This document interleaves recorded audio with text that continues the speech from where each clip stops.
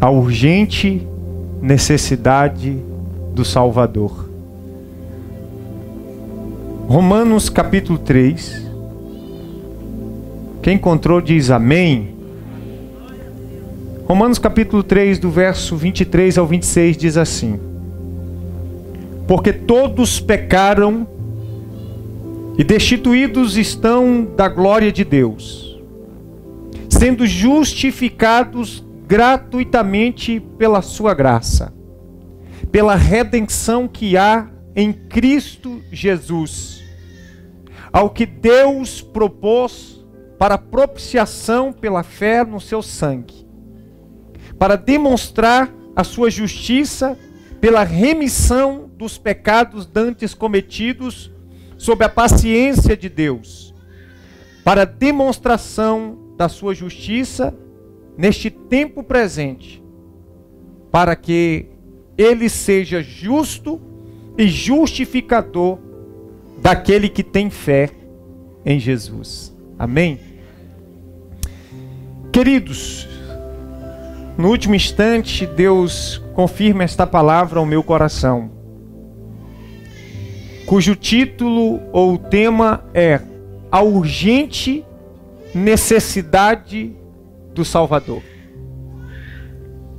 Muitas vezes, a leitura que eu faço é que as pessoas ainda não compreenderam o porquê da morte de Cristo na cruz do Calvário. Se você sentar com uma pessoa e perguntar a ela acerca da salvação e acerca do sacrifício de Cristo, dificilmente ou quase que impossível ela explicar de maneira profunda o porquê que Cristo veio à cruz. E a sua condição de pecador e a sua condição de necessitado de um Salvador. O texto de Romanos, o apóstolo Paulo diz que todos pecaram. Eu pequei, você pecou. O salmista diz que em pecado ele foi concebido. E nós vamos analisando, quando vamos observando a humanidade como um todo e a nossa vida, desde uma criança até adulto, nós vamos ver que existe uma depravação no coração humano. De tal forma que nós não precisamos ensinar uma criança o que é errado, nós precisamos ensinar o que é certo. A criança por si só, ela aprende a mentir. A criança por si só, ela aprende a bater. A criança por si só, ela aprende aquilo que não presta. Porque enraizado no seu coração está a natureza caída de Adão. Está a natureza caída do homem, está a depravação no coração humano. E muitas vezes nós assistimos nas telas e na sociedade como um todo, uma sociedade totalmente caída, depravada, promíscua e pecaminosa. E cada vez mais o ser humano se inclina para o pecado e se distancia de Deus. E talvez você diga para mim: pastor, está tudo bem comigo, eu estou salvo, eu estou salva, mas aprenda um princípio. Lá no livro de Jeremias, no capítulo 17, diz que enganoso é o coração mais do que todas as coisas, e perverso, quem o conhecerá? E aqui eu começo com um alerta para a sua vida e para a minha vida. Cuidado com o teu coração. Cuidado com os sentimentos que permeiam o seu coração. Cuidado com o teu coração para que você não pense que o que está dentro dele é de Deus. Talvez seja algo de você mesmo. Nós temos que ter cuidado, não é com pessoas, nós temos que ter cuidado com o nosso coração mesmo. Nós temos que ter cuidado com nós mesmos. Eu preciso ter cuidado comigo mesmo, porque eu sou o meu pior inimigo. Se eu não olhar para o meu coração, se eu não vigiar, certamente eu estarei me inclinando para o pecado e me distanciando de Deus, porque existe em nós a natureza pecaminosa. É por isso que nós ainda não compreendemos o porquê que muitas pessoas acabam se distanciando de Deus. É por isso que nós não percebemos que muitas vezes as pessoas se esfriam na fé, porque isso é fruto da sua natureza pecaminosa, da sua natureza adâmica. E o ser humano, ele é promíscuo, o ser humano, ele é pecaminoso, o ser humano é depravado. Alguns chegam ao extremo. Talvez você não tenha compreensão dos piores atos do ser humano. Uma certa feita, eu conversando com um amigo meu, policial, conhecido, ele disse, olha, você não tem noção do que é pecado.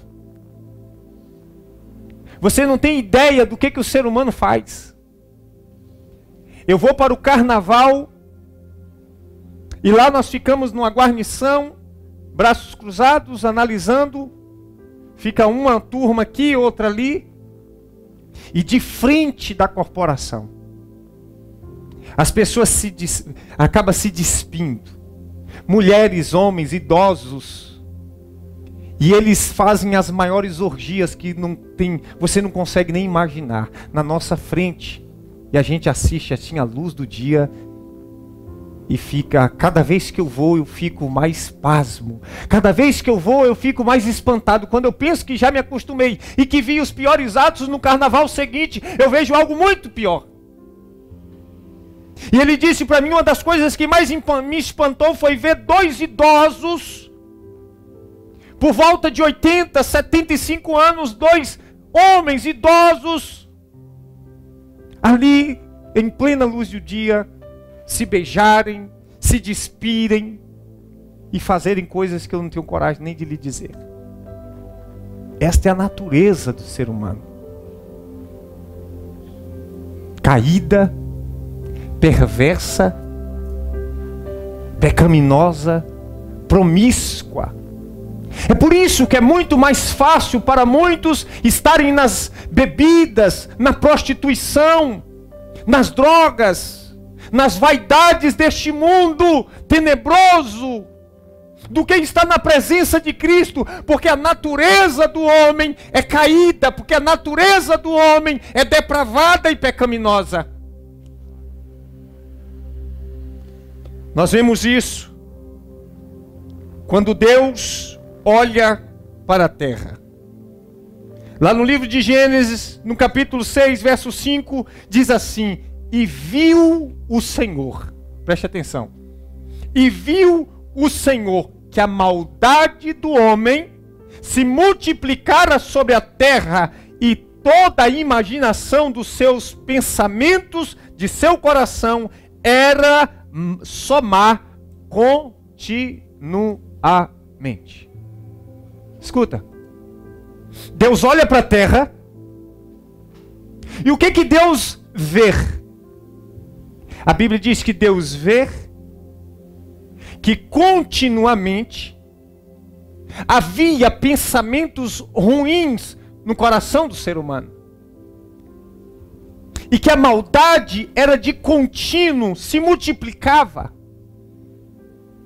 Isso, pré-dilúvio, Deus enxerga a maldade contínua. Ou seja, não é um acidente, é algo que está entrelaçado e enraizado no coração. É isso que Deus vê. Então, olhe para você ver a profundidade do versículo. E viu o Senhor que a maldade do homem se multiplicara. Ou seja, o pecado, além de ser danoso, ele sempre é múltiplo. Ele sempre aumenta. Escuta, ele sempre aumenta. Ele vai se multiplicando e vai se multiplicando e vai se multiplicando. Não é isso que nós estamos vendo ao longo da nossa caminhada? Talvez você que tem 60 anos, 70 anos, quando você tinha lá seus 16 anos, você não via tanta aberração como você vê hoje? Porque o pecado, ele sempre é múltiplo.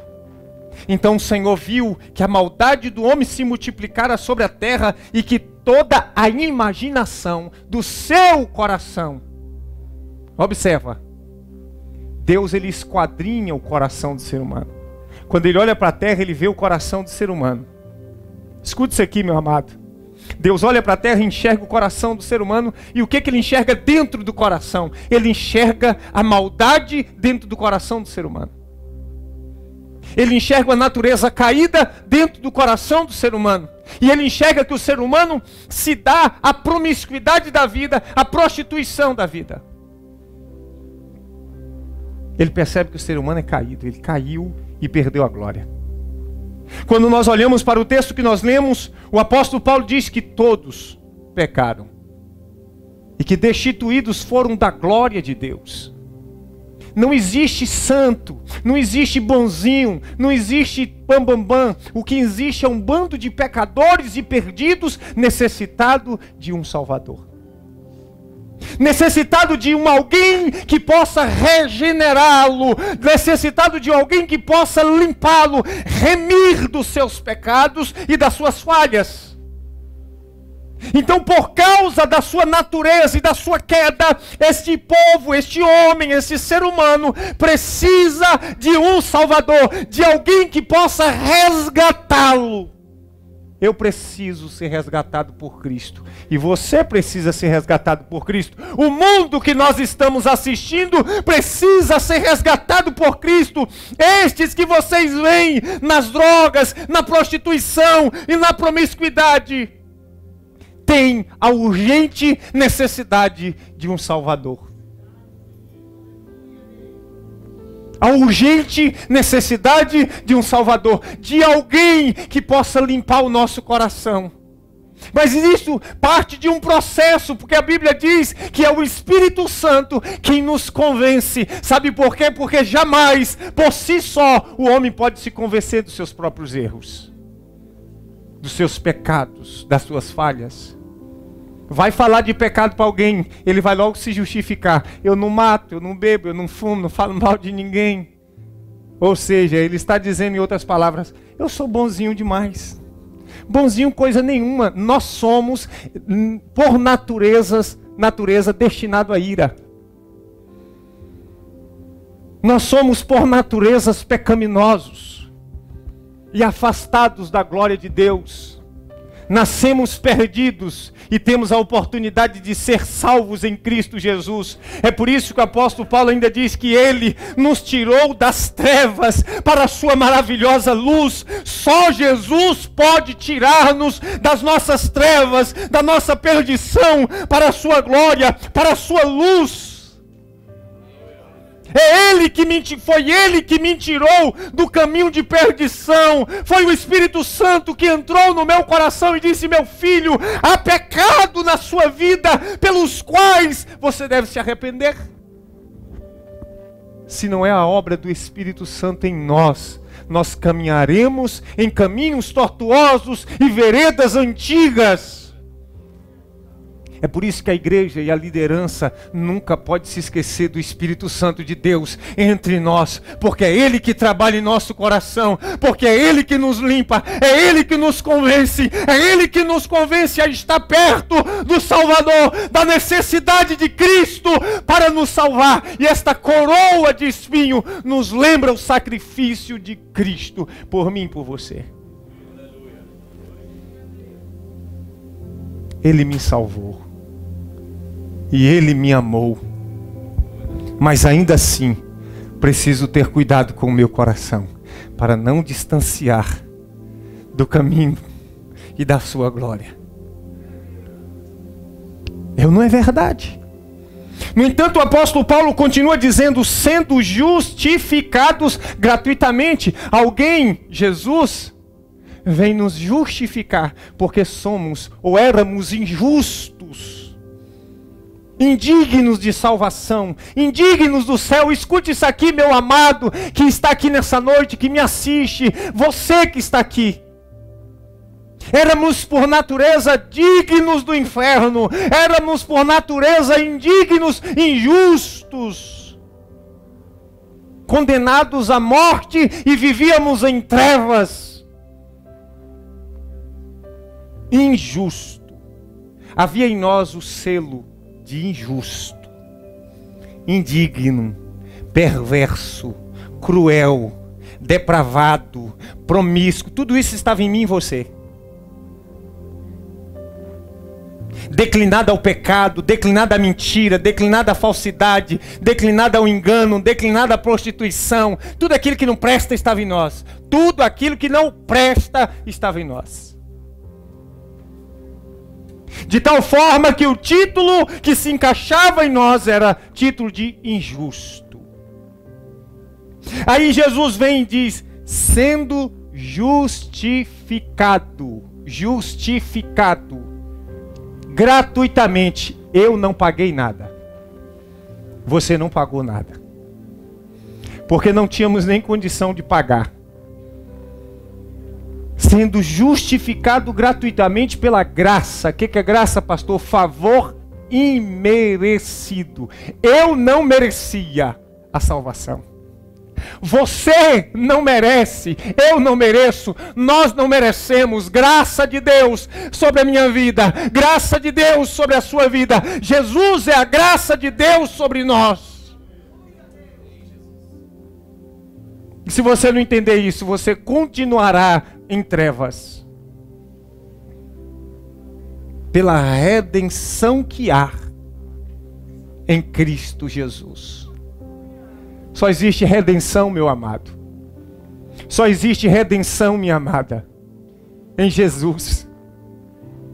Não existe redenção em Paulo, em Pedro, em João, em Maria, em Antônio, em Carlos, em pastor Cristiano, em ninguém. Só existe redenção em um homem, em um nome que está acima de todos os nomes. Jesus. Jesus, sendo pela redenção que há em Cristo Jesus, ao qual Deus propôs para propiciação pela fé no seu sangue, para demonstrar a sua justiça pela remissão dos pecados dantes cometidos. A graça de Deus veio para remir. Observa. Sua justiça pela remissão dos pecados dantes cometidos. Deus nos amou mesmo sendo pecadores. Ele não te escolheu porque você era perfeita, perfeito. Ele não me escolheu porque eu era perfeito, perfeito. Ele me escolheu pela graça. Pela graça. Pela graça. A salvação que Ele me deu foi de graça. Foi de graça. Ele me tirou das trevas para a sua maravilhosa luz. Sob a paciência de Deus. Deus foi paciente com a humanidade. E Deus continua sendo paciente conosco. Para demonstração da sua justiça neste tempo presente. Para demonstração de sua justiça neste tempo presente. Para que Ele seja justo, Jesus justo, e justificador daquele que tem fé em Jesus. Você tem fé nele? Ele te justifica. Ei, às vezes, escute isso aqui. Satanás tenta lançar o nosso passado na nossa face. Mas eu estou sendo um profeta de Deus nessa noite dizendo: você não é o teu passado. Você não é o teu passado. Não importa o que você fez antes de Cristo. Existe algo que divide a nossa vida. Jesus. Nós somos alguém antes de Cristo e depois de Cristo. O que você fez depois de Cristo, antes de Cristo, não importa. Você pode ter sido a pior pessoa. Jesus veio para te justificar. Jesus veio para me justificar. Não tem aqui dentro desse tempo ninguém bonzinho, ninguém perfeito. Aqui tem pessoas que precisam da justificação de Cristo Jesus. De pessoas que precisam da graça de Deus para a salvação. Nesse tempo presente. É interessante notar que o apóstolo Paulo continua dizendo, lá ainda no livro de Romanos, no capítulo 1, quando nós olhamos um pouco atrás, a partir do verso 24 do capítulo 1 de Romanos, ele diz assim: também Deus os entregou às concupiscências dos seus corações. A imundícia, preste atenção, a imundícia, para desonrarem os seus próprios corpos. Olha a depravação do ser humano. Romanos capítulo 1, verso 24 a 32. Por isso também Deus os entregou às concupiscências de seus corações. A imundícia, para desonrarem seus corpos entre si. Pois mudaram a verdade de Deus em mentira, e honraram e serviram mais a criatura do que o Criador, que é bendito eternamente. Amém. Por isso Deus os abandonou às paixões infames, porque até as mulheres mudaram o seu uso natural, no contrário à natureza. E semelhantemente também os homens, deixando o seu uso natural da mulher, se inflamaram em sua sensualidade, uns para com os outros, homens com homens, cometendo torpeza e recebendo em si mesmos a recompensa que convinham ao seu erro. E como eles não se importaram em ter conhecimento de Deus, olha para você ver que tanta depravação. Assim Deus os entregou a um sentimento perverso. A um sentimento perverso para fazerem coisas que não convêm. Estando cheios, observa, estando cheios de toda a iniquidade, fornicação, malícia, avareza, maldade, cheios de inveja, homicídio, contenda, engano, malignidade, sendo murmuradores, destratores, aborrecedores de Deus, injuriadores, soberbos, presunçosos, inventores de males. Meu Deus, o currículo é pesado. Desobediente aos pais e às mães, nércios, infiéis nos contratos, sem afeto natural, irreconciliáveis, sem misericórdia, os quais, conhecendo o juízo de Deus, que são dignos de morte, o que tais coisas praticam, não somente as fazem, mas também consentem aos que as fazem. Olha que currículo pesado. Olha o que está nas nossas entranhas, nas entranhas do nosso coração. É por isso que nós temos que ter cuidado com nossos sentimentos. É por isso que nós temos que ter cuidado com os nossos corações. É por isso que, por mais que estejamos na igreja, não podemos ser levados pelo nosso coração, sempre pela palavra, sempre por Jesus, sempre pela palavra, sempre pelo Espírito Santo. Você não pode ir pelos seus achismos, você não pode ir pelos seus sentimentos de coração. Ande segundo a palavra de Deus e segundo o Espírito Santo de Deus. É Ele que nos convence, é Ele que trabalha em nós. Vai ter momento que você não vai querer vir para a igreja, sabe por quê? Porque a sua natureza caída vai querer falar mais alto. Mas você precisa olhar para Jesus e dizer: eu preciso do Salvador. Eu preciso de Jesus. Alamassou, decanta lá. Eu preciso de Jesus. Ele não precisa de mim. Você acha que Deus precisa de você? Que de mim mesmo Ele não precisa. Nunca precisou e nunca vai precisar. Agora eu sempre irei precisar dele. Ele me amou primeiro. Ele me salvou. Ele me tirou das trevas para a sua maravilhosa luz. Ele me pegou com todo esse currículo maldito e disse: eu vou te limpar. Nós estávamos sujos. Nós estávamos todos cheios de lama. Ele pega cada um de nós e nos lava, e vai nos limpando, e nos deixa como joias preciosas. Aleluia. Alamachou, decanta lá. Salvação é o que nós precisamos. Esta geração caída precisa urgentemente do Salvador. Nós precisamos nos voltar para Cristo. Nós precisamos entender a nossa necessidade de Cristo como nosso Salvador, aquele que vai remir os nossos pecados, que vai tirar de nós os nossos sentimentos mais promíscuos, mais cruéis, e vai nos tornando em pessoas dignas de salvação. É Ele que nos transforma, querido. A gente passa pela olaria de Cristo. A gente passa pela olaria de Jesus. Se você não passar por lá, não tem como você ser vaso de honra, não. Não tem como você ser vaso de valor.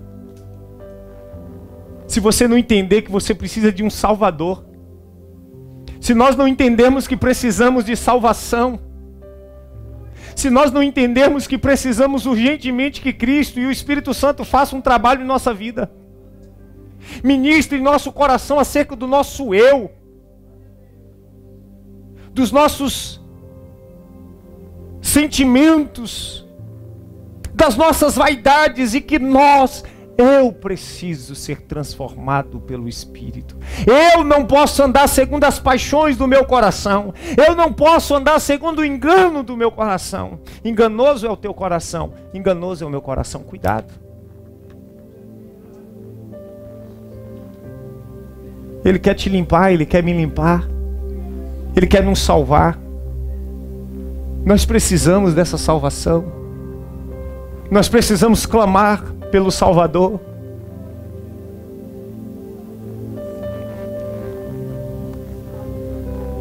É por isso que quando Zaqueu entendeu, quando ele encontra com Cristo, ele entendeu, ele disse: Senhor, eis que eu dou aos pobres metade dos meus bens, e se em alguma coisa eu tenho defraudado alguém, eu restituo 4 vezes mais. Jesus falou: hoje chegou salvação a esta casa. Olhe para você mesmo. O grande problema é que nós temos facilidade demais de olhar para o outro. Pare de olhar para o outro. Pare de achar problema no outro. Lembra que Jesus falou: por que procuras tu um cisco no olho do teu irmão enquanto tem uma trave no teu? Faça como Isaías: ai de mim que vou perecendo, porque sou um homem de lábios impuros, e habito no meio de um povo de impuros lábios, e os meus olhos viram o Rei, o Senhor dos Exércitos. Eu preciso olhar para mim e dizer: quão perdido homem sou, e quão necessitado de um Salvador. Eu preciso de alguém que me limpe, que me lave, que me transforme e que me salve. Eu preciso de Jesus. Eu preciso correr aos pés dele. Eu preciso ser convencido pelo Espírito Santo que sou um pecador. Eu preciso ter a visão do centurião, dizer: eu não sou digno que entres debaixo do meu telhado. Mande apenas uma palavra. Ele está dizendo: eu sou indigno de te receber. Esta é a visão que eu e você devemos ter, para nós pararmos de meninice.